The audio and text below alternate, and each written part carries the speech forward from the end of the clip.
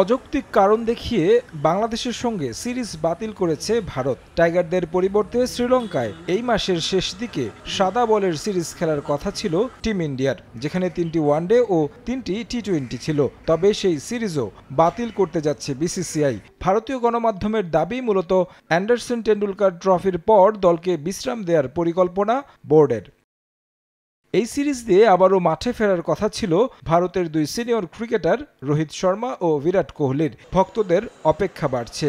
Australia সফরের আগে আন্তর্জাতিক ক্রিকেটে দেখা যাচ্ছে না এই দুই ক্রিকেটারকে, কারণ টি-20 সংস্করণ থেকে এরই মধ্যে অবসর নিয়েছেন তারা। এশিয়া কাপ হবে সংক্ষিপ্ত সংস্করণে। শ্রীলঙ্কার বিপক্ষে সিরিজ না খেললে এশিয়া কাপে মাঠে নামার আগে কোনো আন্তর্জাতিক ম্যাচ খেলা হচ্ছে না ভারতের। তবে এরই মধ্যে অনুশীলন শুরু করেছেন বেশ কয়েকজন ক্রিকেটার। অধিনায়ক সূর্যকুমার যাদব ব্যক্তিগতভাবে নিজেকে ঝালিয়ে নেয়ার কাজ করছেন। ভারতীয় গণমাধ্যমের দাবি, মেগা আসরের আগে কোচ গৌতম গম্ভীর দলকে টানা বিশ্রামে রাখতে চাইছেন, যেন কোনো ধরনের ইনজুরি সমস্যার মধ্যে পড়তে না হয়।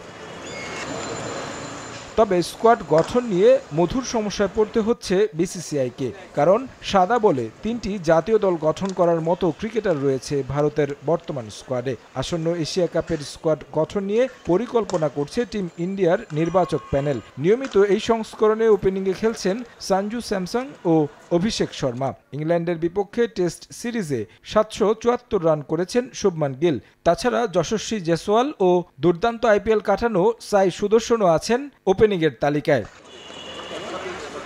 চূড়ান্ত দল নির্বাচন নিশ্চয়ই করবেন গৌতম গম্ভীর আর অধিনায়ক সূর্যকুমার যাদব মিলে। ভারতের স্কোয়াডটা হতে পারে এমন: যশস্বী জয়সওয়াল, অভিষেক শর্মা, শুভমান গিল, সূর্যকুমার যাদব, সঞ্জু স্যামসন, শ্রেয়াস আইয়ার, তিলক ভার্মা, হার্দিক পান্ডিয়া, জিতেশ শর্মা, রিয়ান পরাগ অথবা ওয়াশিংটন সুন্দর, আকসার প্যাটেল, বরুণ চক্রবর্তী, কুলদীপ যাদব এবং আর্শদীপ সিং। তারেক হাসান শিমুল, সময় সংবাদ।